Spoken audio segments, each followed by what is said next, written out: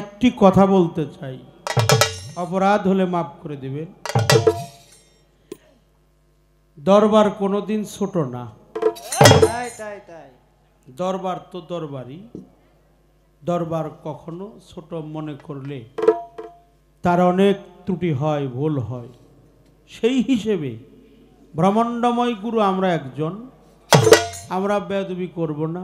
যারা দাঁড়িয়ে আছেন দয়া করে আপনাদের পায়ে হাত দিয়ে আমি বলবো, আমার দয়াল এখানে আছেন, আমার গাউসুল আজম বরিয়াবরে পীর সাহেব আওলাদের রসুল সৈয়দ বখতিয়ার হোসেন লাকি আল চিশতি নিজামির বাবা জান আমাদের মাঝে তাশরিফ এনেছেন। আপনারা একটু পরিবেশটা দিবেন, একটু সুন্দর পরিবেশটা দিবেন। যারা দাঁড়িয়ে আছেন যুবক ভাইয়ের, তাদের আপনাকে পায়ে হাত দিলাম, একটু একটু একটু এগিয়ে আসেন বাবা, এই যে একটু এগিয়ে আসেন, একটু এগিয়ে আসেন। আপনারা একটু এগিয়ে আসেন, যারা চেয়ারে আছেন একটু এগিয়ে আসেন, এগিয়ে আসেন, একটু বসেন, একটু এগিয়ে আসেন বাবা, এগিয়ে আসেন। পরিবেশের কারণে গানটা ভালো হয় বাবা, এটা আমি মাপ চেয়ে নিলাম, সবার কাছে ক্ষমা চেয়ে নিলাম। যেহেতু আমার কথায় আপনারা, হ্যাঁ, যারা দয়ালের সফর সঙ্গী হিসেবে, আরে দয়ালের সাথে যে সফরে যায় এটা সবার ভাগ্যে জোটে না। দয়াল কি সবাইরে সফর সঙ্গী করে? ভক্ত যদি গুরুর অন্তরের খবর না রাখে সেই ভক্ত কখনো গুরুর সফর সঙ্গী হয় না। তাই দয়ালের সাথে যারা সফর সঙ্গী হিসেবে আসছেন আমি শ্রদ্ধা জানাই, ভক্তি জানাই। বলার মতো কোনো ভাষা নাই। আজকে যে ভক্তের ধারা দিয়েছেন তিনি অত্যন্ত সাবলীল ভাষায়, প্রাঞ্জল ভাষায়, প্রথমে নিষ্ঠার সাথে গুরুকে দেখার সাথে সাথে যে কর্মটি করতে হয় তা তিনি বাস্তবায়ন করেছেন। এটা আমাদের শিক্ষণীয় বিষয়। খারাপ বলছি? এটাই শিখতে হয়। গুরুকে দেখার সাথে সাথে তার মাথার পাগুড়ি বা আউলান উত্তরি বা পাট্টা যাই বলেন, এটা সযতনে বিছানা তৈরি করে গুরুকে তার মধ্যে আসন দিয়ে রিক্ত হস্তে বাহ্যিক জগতের কিছু অর্থকরী হাদিয়া স্বরূপ দিয়ে নতি স্বীকার করে ভক্তকে ভক্ত হয়ে তার গুরুপদে একটি ভক্তি দিয়ে তারপরে তার পালা আরম্ভ করছে। এ যেন আমি চিরজীবনের জন্য তার কাছে ঋণী হয়ে গেলাম।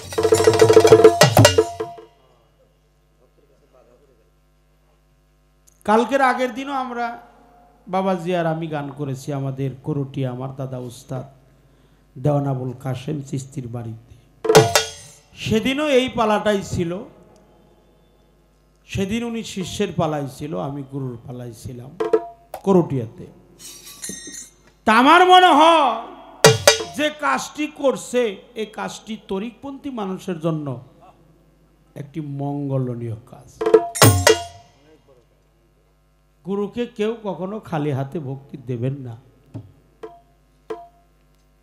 ফুল ফল জল বাহ্যিক জগতের কিছু অর্থ করি, ঘরে যদি কিছু নাও থাকে অন্তত পাক পাঞ্জাতন মিলাইয়া 5টা চাউল এক গ্লাস পানি গুরুর চরণে নিবেদন করে দিবেন। আর গুরুর নামটা শুনলে মস্তকটা একটু নিচু করবেন। এজন্যই করবেন, জালালউদ্দিন রুমি তার মসনবী শরীফের মধ্যে বলছে, তুমি তোমার মুর্শিদের নাম শোনা মাত্র মস্তকটা নিচু করিবে, তাতে তোমার তাজিমি সেজদা গণ্য হয়ে যাবে। নবী পাক আমার সেই আওলাদের রসুল, রসুলের বংশধর গাউসুল আজম বরিয়াবরি মুর্শিদের নাম শোনা মাত্র গাউসুল আজম বরিয়াবরি আওলাদের রসুল সকলে বলেন সাল্লাল্লাহু আলাইহি ওয়াসাল্লাম। সেই পালাক্রম ক্রমে সেই কথাগুলো বলতে হবে। বিশেষ করে গুরু ব্যক্তি নয়, কোনো মানুষ নয়। গুরু কোনো মানুষ নয়, দেখা যায় মানুষের মতো, কিন্তু মূলে গুরু হলো একটা শক্তি, একটি পাওয়ার। আমরা যেন গুরুকে সাধারণ মানুষ না ভাবি। গীতার শ্লোকে একটা বলেছেন, গুরুচ্চ মনুষ্য বুদ্ধি তৌমন্ত সেখানে আক্রামে প্রতি মাসে ছোলা বুদ্ধি কুরপন্তিক নরকং বজে। এই কথাটির সারাংশ হলো, গুরুকে মনুষ্য জ্ঞানে জানিবে যেজন, অবশ্যই নরকে সে করিবে। সাইজি লালন বলেছে, গুরুতে মনুষ্য জ্ঞান যার, অধপথে গতি তার। আমি যেন আওলাদের রসুলকে মানুষ না ভাবি। গুরু পরমেশ্বর। খাজা মঈনুদ্দিন চিশতি আনিসুল আরওয়াহ কিতাবের মধ্যে বলেছে, একজন কামেল পীর হলো ভক্তের কাছে জাতে খোদা। এটা আমার কথা নয়, দলিল বলেছে। জাতে খুদারা খোদার জাতের সাথে একাকার হয়ে যায়, তিনি হয় গুরু। যার চলার গুরুত্ব, বলার গুরুত্ব, শোনার গুরুত্ব আছে। যিনি অদূরে থাকতে দেখতে পারে, দেখার গুরুত্ব, শোনার গুরুত্ব, বলার গুরুত্ব, গুরু তিনি হন যিনি দেহের গুরুত্বপূর্ণ বস্তুটি রক্ষা করতে পারে। সক্রেটিস বলেছেন, matter is moral subject of human body. এই দেহের গুরুত্বপূর্ণ বস্তু যাকে বলা হয় রতি, এই রতিটা যিনি রক্ষা করাইতে পারে, নিজেও করতে পারে এবং ভক্তেরটাও তিনি রক্ষা করিতে পারে, তিনি হয় একজন কামেল পীর। গুরু সাধারণ জ্ঞান দিয়ে গুরুর ভালোবাসা বোঝা যাবে না, অগাধ জ্ঞানের প্রয়োজন। যখন আপনি অগাধ জ্ঞানী হয়ে যাবেন, মুখের জবান আপনার বন্ধ হয়ে যাবে, শুধু গুরুপদে থাকবে আপনার ভক্তি, শ্রদ্ধা, আদব, কায়দা, বিশ্বাস, প্রেম, ভালোবাসা, নতি স্বীকার করা, স্তুতি, স্তব, প্রার্থনা, বিনোদন, বিরহ, কন্দন, আক্ষেপ, রুণাজারি, আহাজারি, এগুলি থাকবে। আপনার পাওয়ার কিছুই নাই। যাই যাবে মার জাতি কুলমান, তাতেও ক্ষতি নাই, যদি আমার লাকি চানরে পাই, যদি আমার সৈয়দ কালু শাহ বাবারে পাই, যদি আমার গাউসুল আজম বড়িয়াবড়ি আওলাদের রসুলকে পাই, যাই যাবে মার জাতি কুলমান, তাতেও ক্ষতি নাই, যদি আমার মুর্শিদকে আমি পাই। প্রিয় নবী, মায়ার নবী, নূর নবী আমার রসুল বলে, আনা শামস আলী আল কামার, আমি হলাম সূর্য, আমার আলী হলো চন্দ্র। সূর্যের কোনো, চন্দ্রের কোনো আলো নাই, সূর্যের আলোয় চন্দ্র আলোকৃত। তথাপি বেলায়েতের সম্রাট মাওলা আলী, সে আমার গুণেই গুণান্বিত, কারণ আমি আর আলী আমরা একই জায়গায় ছিলাম। সঙ্গে ছিল ফাতেমাতুজ জোহরা সালামুল্লাহ আলাইহা, মাওলা ইমাম হাসাইন, মাওলা ইমাম হুসাইন।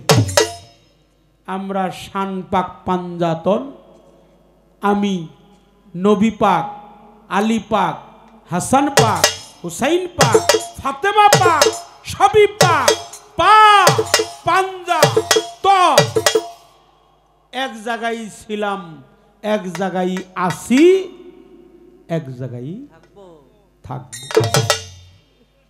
এই পাক পাঞ্জাতনের কর্ম আছে, মহব্বত করতে হবে, পাক পাঞ্জাতনকে ভালোবাসতে হবে। পাক পাঞ্জাতনকে যে যদি কেউ সচক্ষে দেখতে চায়, সে যেন প্রাণ ভরে তার মুর্শিদ বর্জকটি দেখে নেয়। অনেকেই বলে পাক পাঞ্জাতন এখন আর নাই, পাঞ্জাতন এখনো আছে।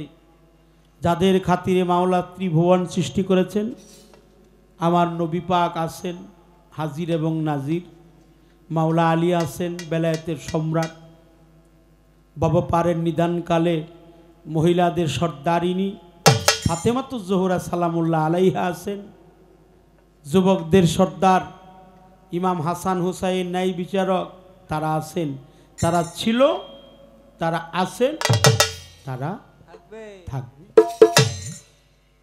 পাক পাঞ্জাতন মরে নাই, মরে নাই, এখনো আছে। কার কাছে আছে? যিনি রাখে তার কাছেই থাকে, যিনি মারে তার কাছে মরে।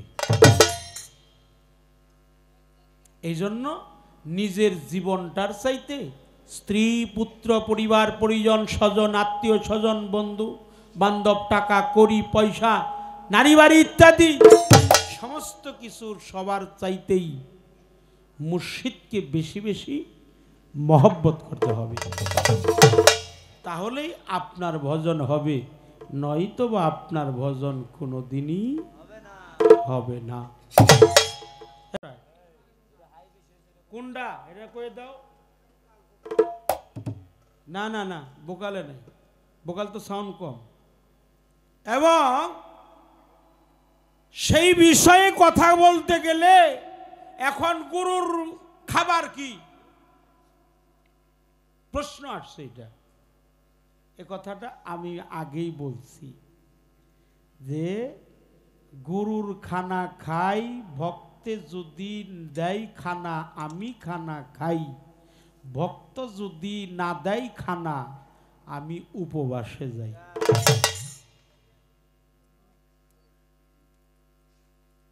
আমি উপবাস, আমার কোনো অধিকার নাই। আমার গুরু আমার ভক্তের চালায় তো চলি, ভক্তের পায়ে চলি, ভক্তের হাতে ধরি, দিবানিশি ভক্তের নাম মনে মনে জপি। প্রাণাদিক ব ক ত ভতে ভববন্ধন করিয়া সাধন, যিনি ভক্তের ভ অধিকার হয়। কারণ ভক্ত লিখতে 3টি অক্ষরের প্রয়োজন আছে, কর নিচে তো আছে।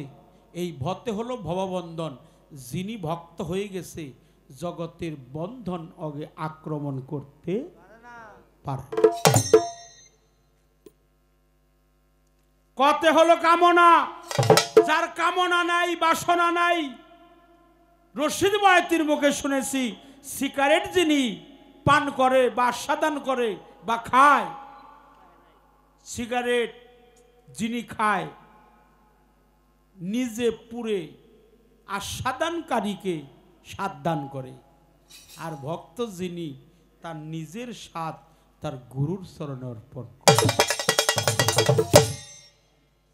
তিনি হলো ভক্ত। উদ্দীপন কি? গুরুময় ব্রহ্মাণ্ড জগত মাঝে গুরুকে যিনি স্থাপন করে, মুর্শিদকে যিনি আত্মসমর্পণের মাধ্যমে এই দেহের কিছু অবৈধ জিনিস আছে, কাম ক্রোধ লোভ লালসা মোহ মায়া মদ মাৎসর্য সমস্ত কিছু যারা মুর্শিদ চরণ কমলে বিসর্জন দিয়েছে, আত্মহুতি দিয়েছে, মুসলিম হয়েছে, মুসলমান হয়েছে, সলিম হয়ে গেছে, সালাম হয়ে গেছে, সালাম থেকে সলিম, সলিম থেকে সালাম, সালাম থেকে মুসলিমুন, মুসলিমুন থেকে মুসলমান, মুসলমান মানে হলো আত্মসমর্পণ। সূরা আল ইমরান এর মধ্যে লেখা আছে মুসলমান না হয়ে কেহই কবরে আসিও না। প্রশ্ন জাগতে পারে, আমরা গোমাংস ভক্ষণ করি, সুন্নতে খাতনা দিলাম, বাপ দাদা তাহারাও মুসলমান ছিল, কলেমাও পাঠ করলাম, তারপরেও কেন আল্লাহ বলল মুসলমান না হয়ে কেহই কবরে আসিও না।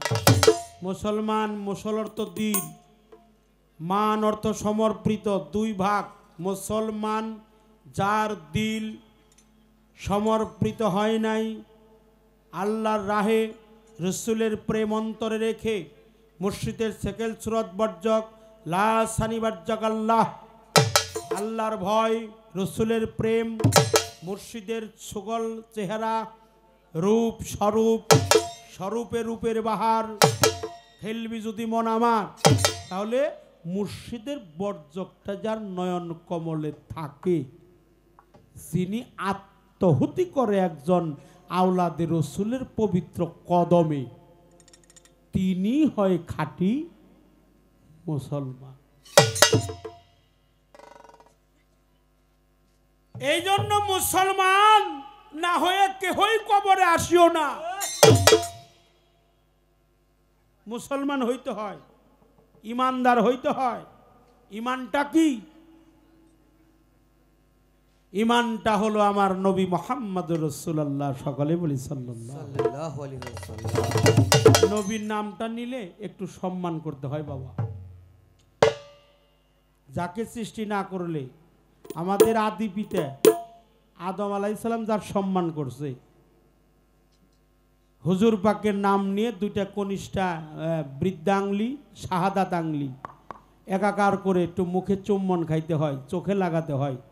রসুল পাক বলে যে আমার নাম নেওয়ার সঙ্গে সঙ্গে যে আমার নামে তাজিম করে, আমি নবী কথা দিলাম কাল হাসরের মাঠে ওই সমস্ত আল্লাহর বান্দা বান্দি, আমার উম্মত উম্মতি, এদেরকে বেছে বেছে বের করে জান্নাতের ফয়সালা করে দিবে।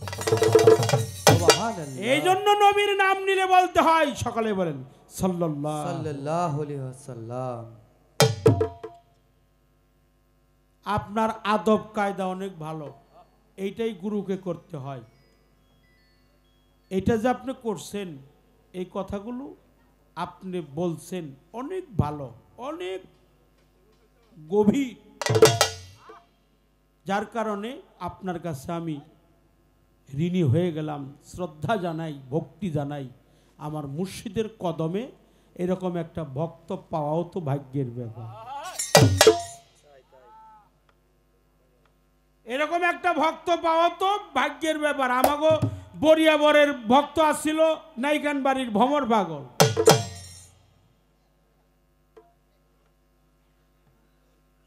সৈয়দ আতর রহমান বাগদাদি রহমতুল্লাহ আলাইহি, তার ভক্ত আসছিল সৈয়দ কালু সবকি। সত্য যুগে নারায়ণের ভক্ত ছিল ধরা সতী, যার অপর নাম দিয়েছিল ধরা দেবী, কারণ সে বুকের স্তন কেটে মুদির ঘরে বন্ধক দিয়ে গুরুর সেবার তরে বাহ্যিক জগতের চাল ডাল তেল ইত্যাদি নিয়ে এসে রন্ধনশালায় রান্না করে গুরুকে সেবা দিয়েছিলেন। তিনি হলো ধরা সতী। তার গুরু তাকে আশীর্বাদ করে বলছিল, মা তোমার নাম ধরা সতী না, তুমি হলো ধরা দেবী, কারণ সতী হয় এক যুগে, দেবী হয় জন্ম জন্মান্তরে। লালন সাইজির গুরু ছিল সিরাজ সাই, দুইজনে একাকার হয়ে গিয়েছিল। কে লালন কে সিরাজ এটা সাধারণ জীব বুঝতে পারে না।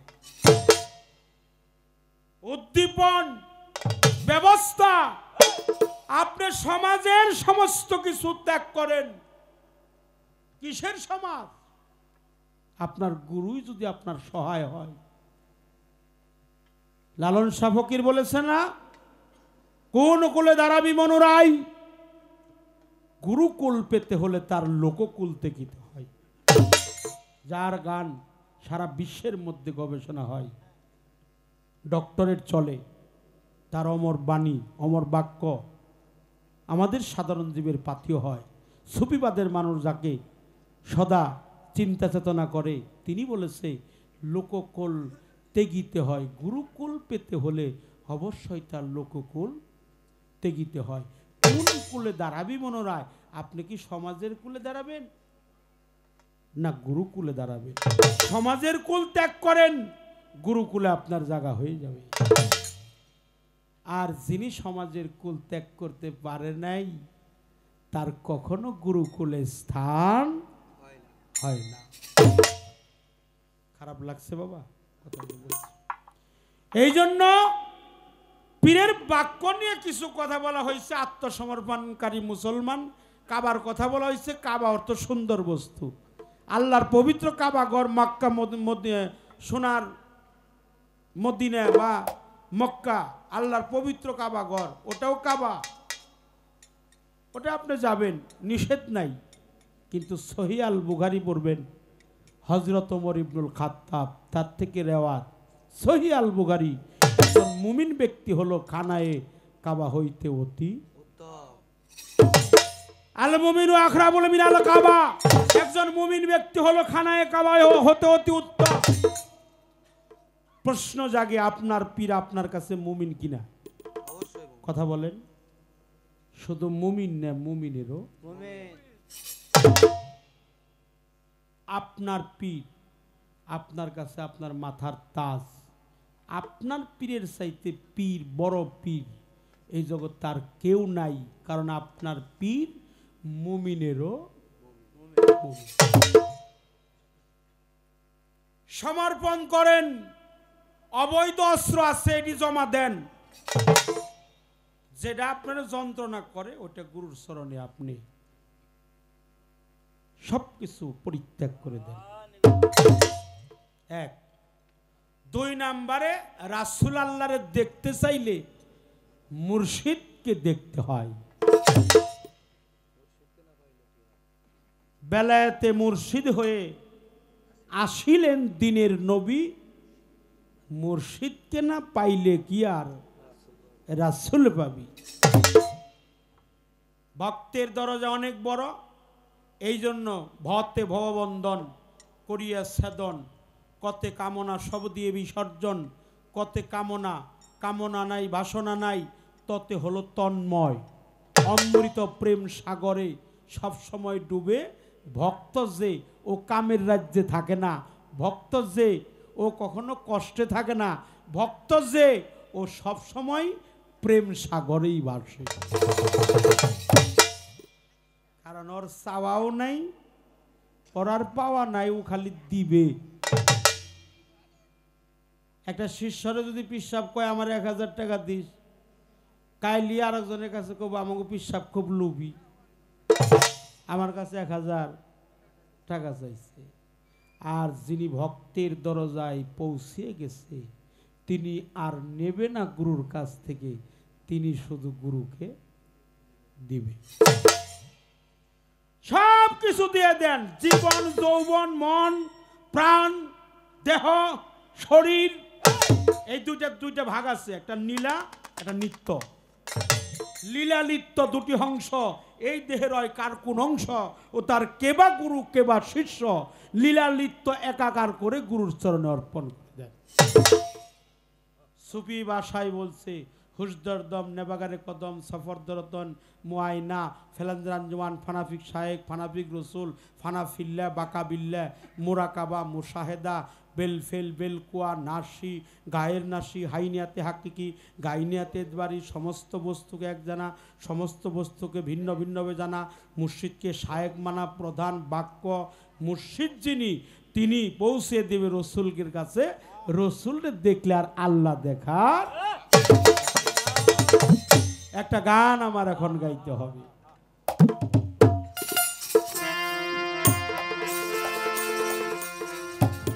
একটা গান আমার গাইতে হবে, সাউন্ডটা একটু বড় করে দে বাবা, অনেক চমৎকার সাউন্ডটা ভাসিয়ে দিতে হবে।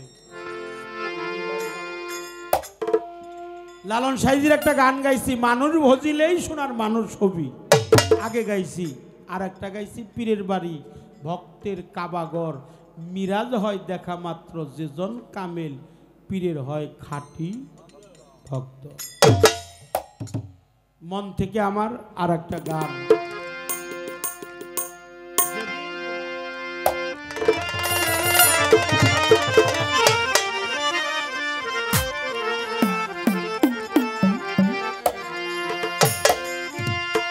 ওরে যেদিন তোমার পিছে গেল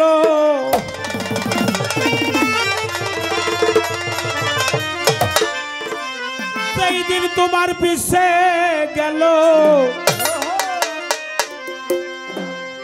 সেদিন সামনে আসবে না। কার জন্য করছো এত ভাবনা? আচ্ছা, মুর্শিদের বাড়ি, অপরাধ মাফ করবেন, মাফ করবেন, আস্তে আস্তে আস্তে। মা গুরু, বাবা গুরু, মাতা গুরু, পিতা গুরু, গুরু জ্যেষ্ঠ ভাই, তার চাইতে অধিক গুরু ভজনের কামাই। আপনার মা আপনার গুরু, ভালো। মায়ের পায়ের নিচে সন্তানের জান্নাত। পিতা, আমাদের শাহ আলম কাকা একটা গান লিখছে, বাবাকে তোমরা কাবা জানিও না, মদিনা জানিও মাকে, যদি কারো বেঁচে থাকে। মায়েরও মুখেতে বাবারও মুখেতে তুলিয়া দিল যে খানা, সেই খানা খাই রাব্বানা। একটা কাউন্টার আপনার কাছে দেব, একটা পরীক্ষা দিলাম। কারণ পরীক্ষা যদি ভক্তের দেয় তার জীবনের কিছু থাকে না। আপনার মা কইল আমি খুব অসুস্থ, তোর পীর বাড়ি না যাওয়াই ভালো, আজকে তোর না যাওয়াই ভালো। পীর বাড়ি বৎসরে একদিন উরস হয়।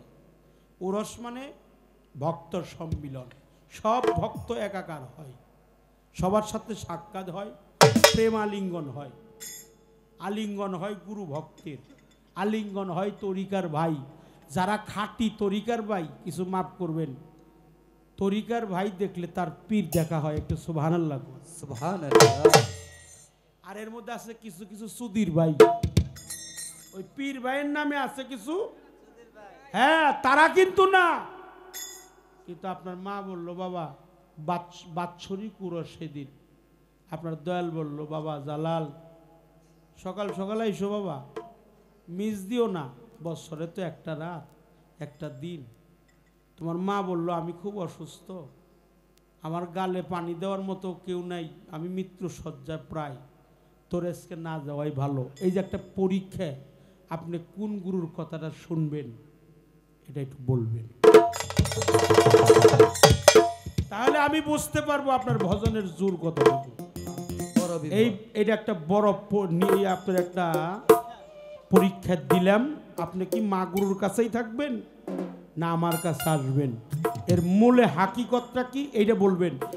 শরীয়তের জবাব বললে আমি নিব না। মিছেরে তুই পরের রাগী,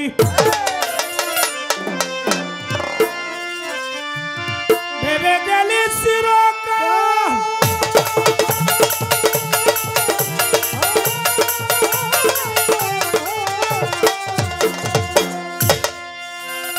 তোরাইও বেলা ডুবে গেল, সামনে খাড়াই আজরা করিলি মিশে চকিদারি, পরের গল্প হারা দিলি,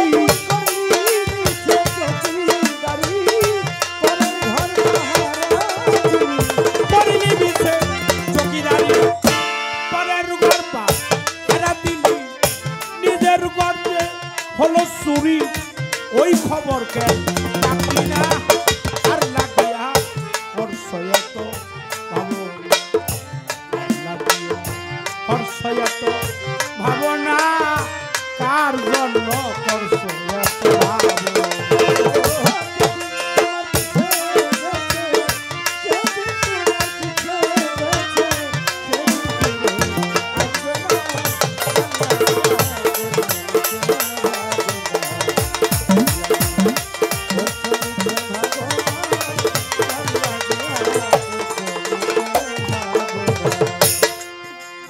মার্কেটের সামনে থাকে, বাজারের সামনে থাকে, বড় একটা বাজার থাকলে সামনে থাকে, ওটাকে আমরা পাহারাদার বলি। লাঠি হাতে নিয়ে কয় বস্তিওয়ালারা জাগো, কিন্তু সাধক বলছে ওরা অন্যের ঠিকই জাগায়, নিজে কোনোদিনই জাগে না। নিজ হস্তে মাইরো দৈর আমার আজরাইলকে না সইবা দিও, আমার জানটা নিও তুমি নিজেই আজরাইল হইয়া। একটা ভক্তের দেহে থেকে আজরাইল জান নিতে পারবে না, কিন্তু ভক্ত হইতে হবে প্রথম আর্থ, তারপরে আর্থাতিক, তারপরে জিজ্ঞাসক, তারপরে গোলাম, তারপরে গোলামি করলে সেলামি। যার যত গোলামি তার তত সেলামি। গোলামি করে গোলাম কার করে? মনিব। যিনি ভক্ত তিনি নারী, স্বামী হলো তার পীর। ভক্তের দেহের থেকে জানটা আজরাইল নিতে পারবে না, এই জন্যই পারবে না। যদিও নিবে সিটকে করো কান্ডারি বসাও নারীর মাঝারে,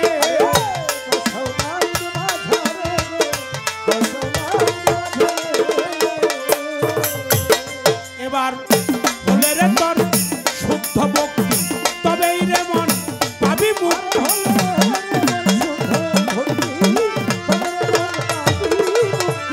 বলে রে তোর শুদ্ধ ভক্তি তবেই রে মন পাবি মুক্তি। ঠিক হবে তোর দেহ শক্তি করলে শক্তি। সাধনা কার লাগিয়া করছো এত ভাবনা, কার লাগিয়া করছো এত ভাবনা, কার জন্য করছো এত ভাবনা।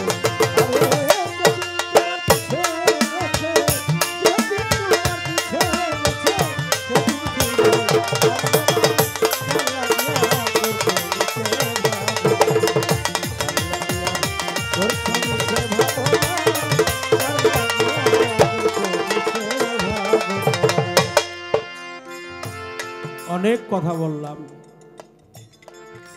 ত্রুটি বিচ্ছুতি হলে ক্ষমা করে দিও। তুমি বিনে দরদি কেউ নাই, প্রাণের দয়াল। সৈয়দ কালো শাহ ফকিরের অমর বাণী। বাবা যে যাহাকেই ভালোবাসেন, যে প্রেমে কলঙ্ক নাই সেটা মজবুত হয় না। যে প্রেমে বিরহ নাই, যেই প্রেমের মধ্যে বিরহ বেশি সেই প্রেমে আনন্দ বেশি।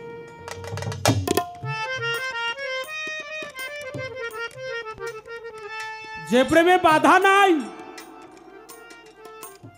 লোকের মন্দ পুষ্পছন্দ, অলংকার পড়েছি গায়ে। বলুক বলুক লোকে মন্দ, তাতে আমার কোনো ক্ষতি নাই। বাবা একটু লক্ষ্য দিবেন, একটু মাপ চেয়ে নিলাম, ক্ষমা চেয়ে।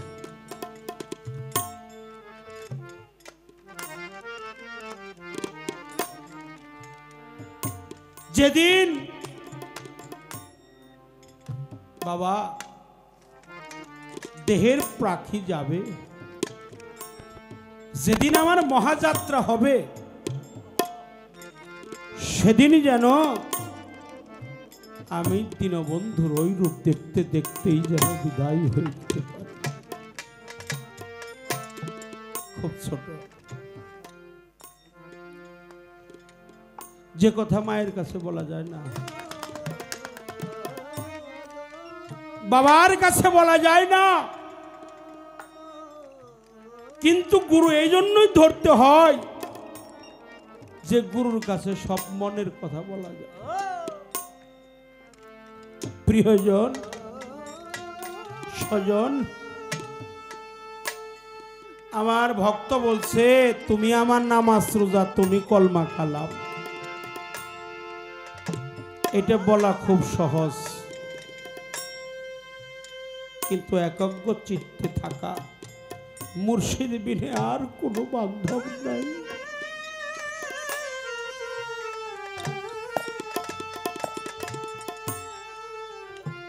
আমি কোথায় গেলে যে আমার দীনবন্ধুর চরণ যুগল পাবো?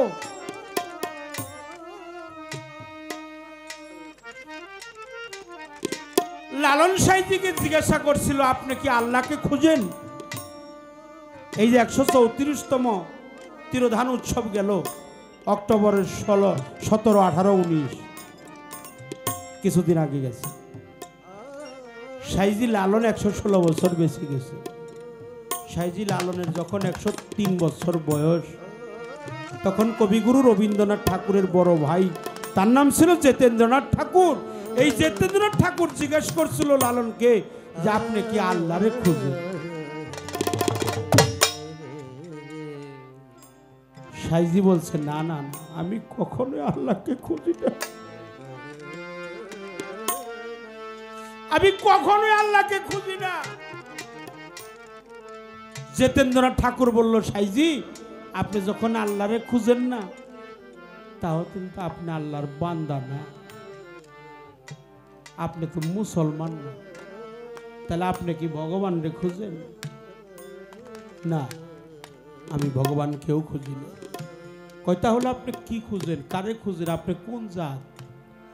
সাইজি বলছে জাত গেল, জাত গেল বলে এ কি আজব কারখানা। সব লোকে কয় লালন কি জাত সংসারে, লালন বলে জাতের কি রূপ আমি দেখলাম না দুই নয়ন।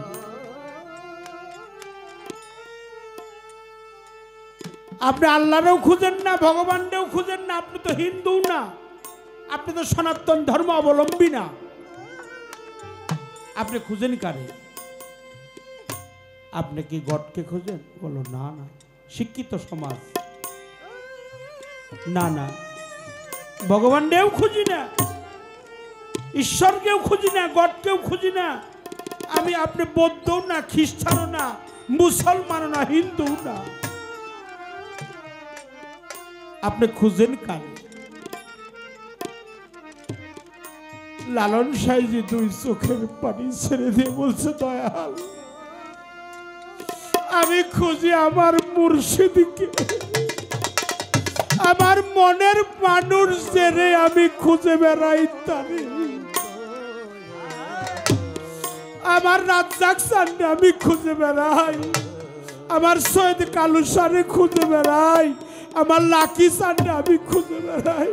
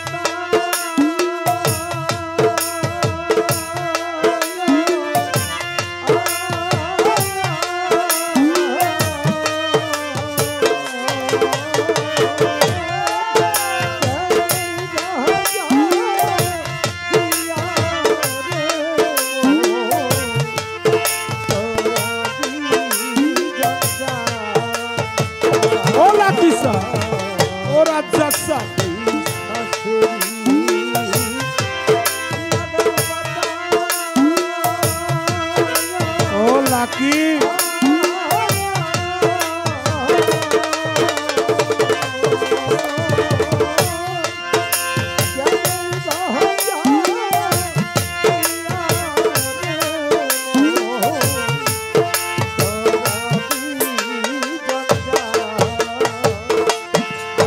তুই